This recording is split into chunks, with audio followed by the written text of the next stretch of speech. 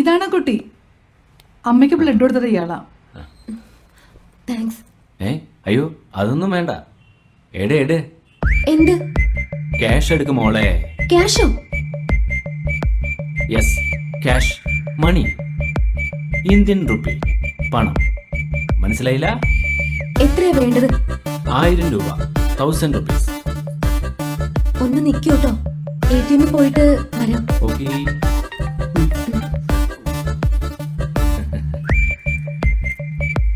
നാണമില്ലല്ലോടോ ഒരു സഹായം ചെയ്തിട്ട് പൈസ ചോദിക്കാൻ.